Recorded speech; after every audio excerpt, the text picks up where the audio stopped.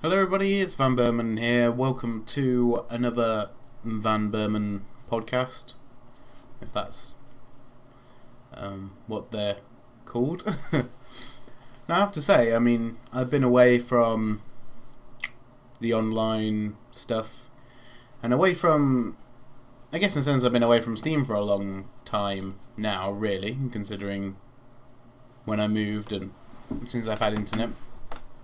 And I have to say, I haven't missed it a huge amount, especially not now I'm back into it. I'm sure that will eventually change, or at least something will make that change.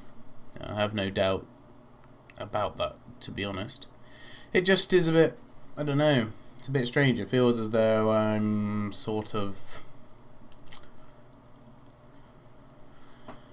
It feels as though my faith in video games is crumbling slightly. The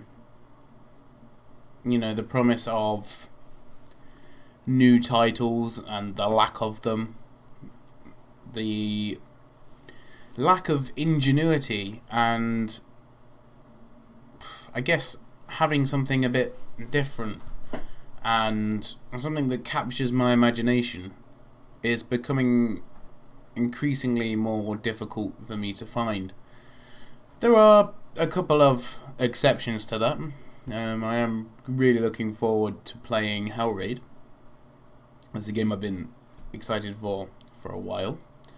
And of course we should be getting that on early access in the next few months, which of course I will get and have a bit of a play on. We also have... Wait, what else do we have? We have Dragon Age Inquisition, Witcher 3, Final Fantasy 15. We have got those games, although Final Fantasy 15 is a bit more of a known quantity, and I think the same with Dragon Age as well, because for me 2 was just nothing on Origins, so they do have to step it up with the Inquisition. But the thing I was trying to say is that we just seem to have lost a bit of magic in the gaming world. There's some game companies that have come up with, half decent ideas to implement, but then you always know that they're just going to be far too limited. Take State of Decay for example. That had pretty good possibilities. It was built to be a bit more user friendly than things like 7 Days to Die and other games, other zombie sandbox games. And it really didn't do it very well. But I have more gripes than that with that particular game. Now there is one that I do feel perhaps maybe... Well, it looks very interesting anyway, which I think is Arcade. I'll have to just check on the name because I'll probably get it wrong, knowing me. Let me have a quick look. Yeah, Arcade.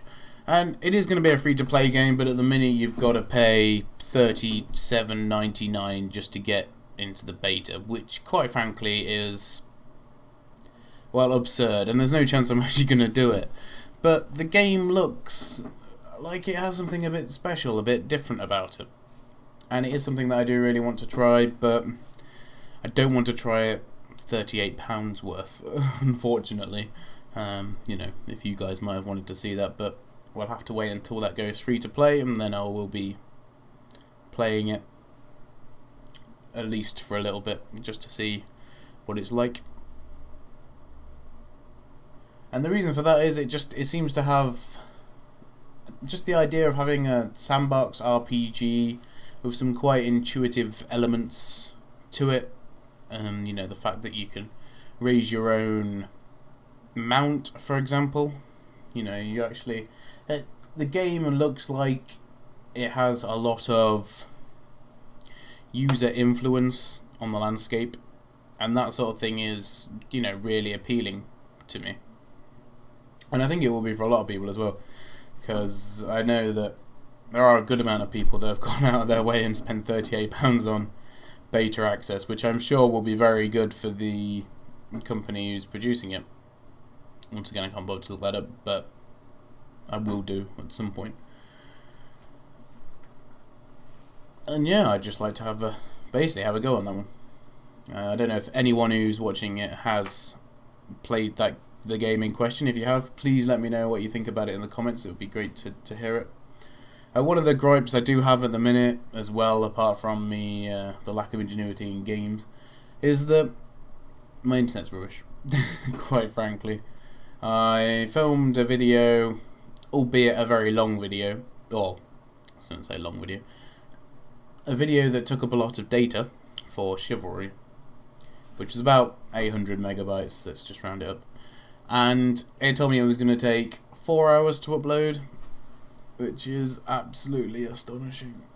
So you can probably imagine that, well, I wasn't best pleased with that, so I don't know when I'll be uploading that.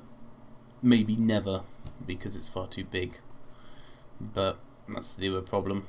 You know, I like to upload videos as they are, and if I go and edit that video, it will inevitably come out bigger, thanks to the encoding from Windows Movie Maker or Sony Vegas. But anyway, that is just the gripes of a YouTuber in general. I don't know how you guys feel about the gaming industry at the minute. It's been very stagnant for a while. There are, as I mentioned, some games, a couple of games that are trying to do things a bit differently, but the problem that we always have is they never do it well enough. I mean, this whole freedom of being able to have your base wherever, with smooth graphics, with a combat system that people can actually get into, and being able to interact with the environment a lot more. It is, some games do it on the surface, but when you scratch a bit beneath there and you actually dig into some of the mechanics, you realise that actually pretty much 90% of the stuff is set out for you.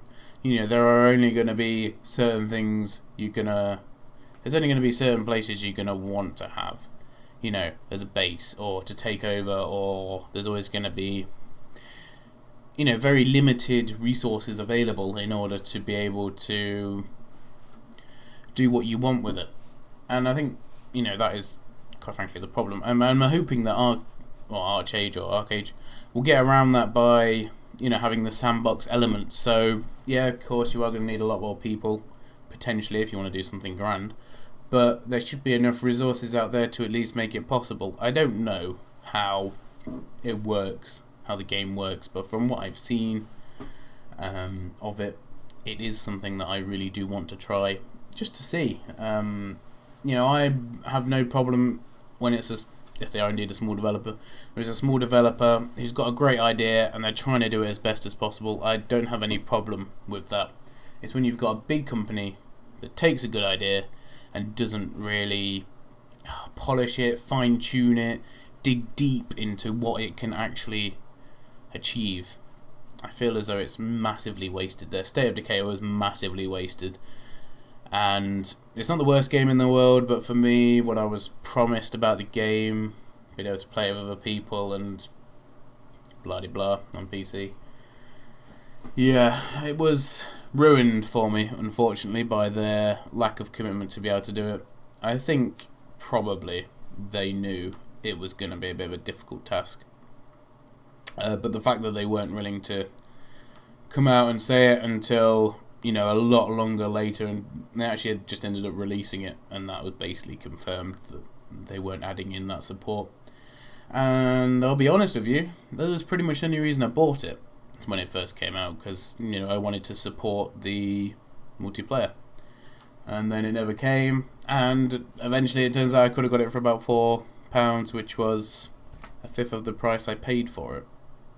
A bit disappointing, to say the least.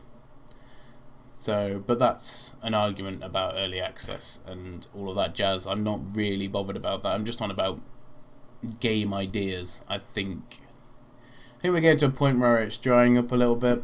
We need a fresh batch of game-defining mechanics or freedoms, or maybe even lack of freedoms, restraints even, that make a game interesting enough to have that same mechanic taken by other games and improved and basically dug into. But anyway, I'm rambling now. But thank you very much for joining me on the podcast. If you have anything to say about it, please do leave it in the comments below, and I will see them and reply, hopefully.